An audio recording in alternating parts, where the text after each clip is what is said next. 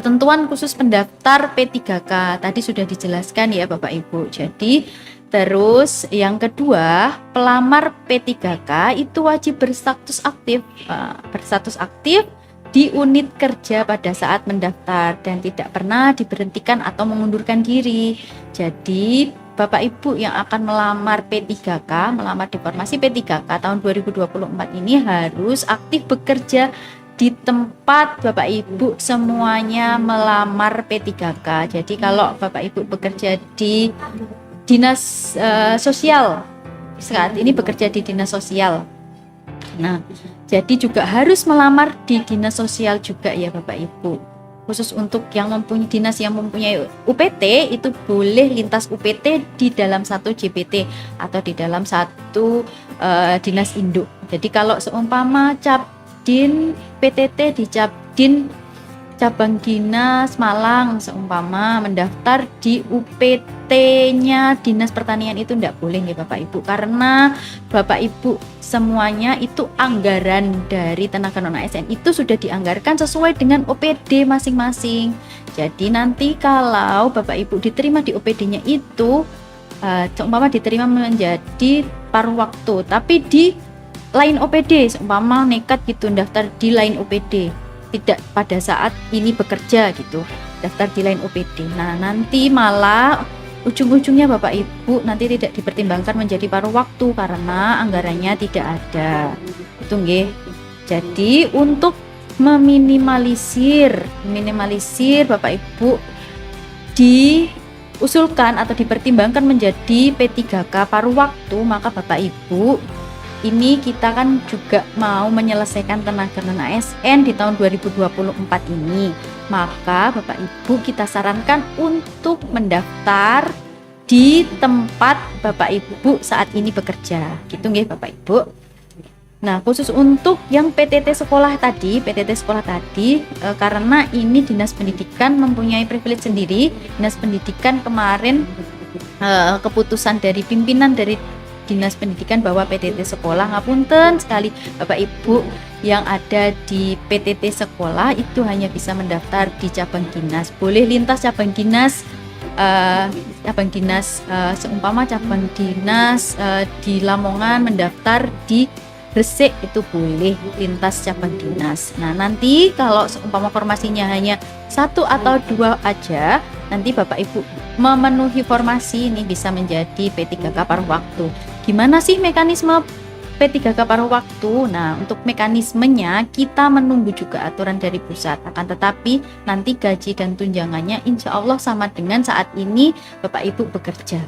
Harus melampirkan 2 nggih. Kalau ada di pengumuman itu ada 2, surat keterangan bekerja dan surat aktif bekerja.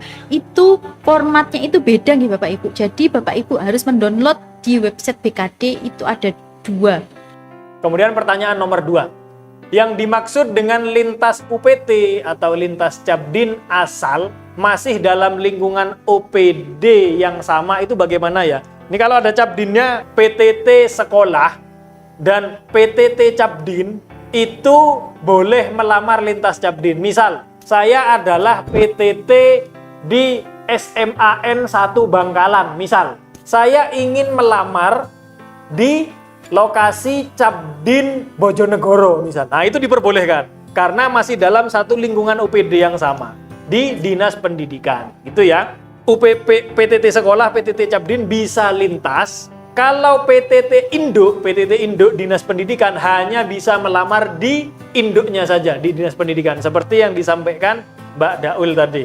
Nomor 3 mungkin Mbak Ayu.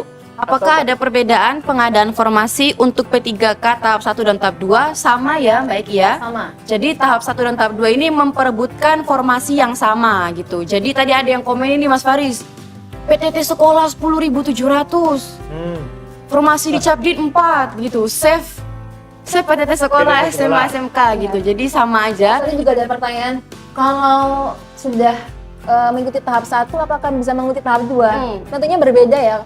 Untuk tahap 1 itu dikhususkan untuk yang terdata di database-nya BKN sama STK 2. Jadi beda pesaing nih, beda kategori.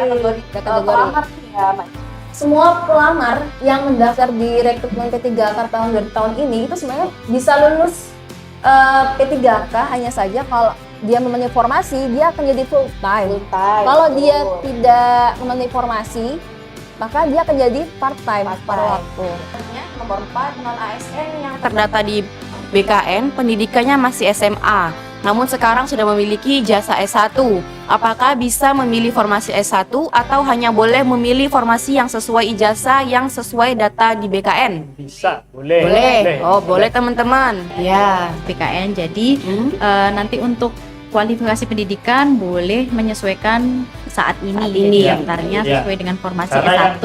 karena yang ada di database BKN itu hanya mengunci NIK-nya saja ya. Kualifikasi pendidikan nggak dikunci. Jadi panjenengan kalau sudah sekolah S1 atau S2 atau S3 bahkan panjenengan nggak rugi. Iya. Itu masih bisa digunakan. Apakah untuk yang akan mengikuti tahap 2 harus membuat akun sekarang atau besok menunggu informasi lebih lanjut? Nah, menunggu Boleh. informasi. Kalau hanya buat akun itu boleh. Kalau buat akun boleh asal jangan submit. Tapi kalau panjenengan bukan termasuk 3 kategori yang prioritas itu ya, prioritas yang tadi itu bidan pendidik, XTHK 2, terus non ASN yang terdata di BKN. database. Kalau panjenengan tidak ada di tiga prioritas ini, panjenengan kan harusnya ada di tahap 2. Tapi panjenengan uji nyali, coba-coba, tebak-tebak berhadiah ya. Sudah buat akun, nyoba daftar di tahap 2, di tahap 1. Panjenengan pada saat membuat sudah buat akun, ingin melamar di tahap 1, ada pertanyaan awal, panjenengan menginputkan NIK. NIK panjenengan kalau tidak ada di 3 kategori itu dipastikan tidak bisa lanjut ke halaman selanjutnya.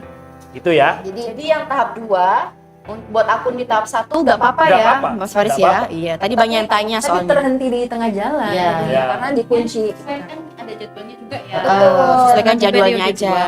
Kalau mendaftar di OPD lain yang bukan tempat kerjanya saat ini, tapi masih dalam lingkup satu pemerintahan daerah, apakah bisa? Misal, saat ini kerja di Dinas Perpusip, ingin mendaftar di Dispendik. Nggak bisa. Bisa. Bisa. Sudah dijelasin. Beda JPT ya.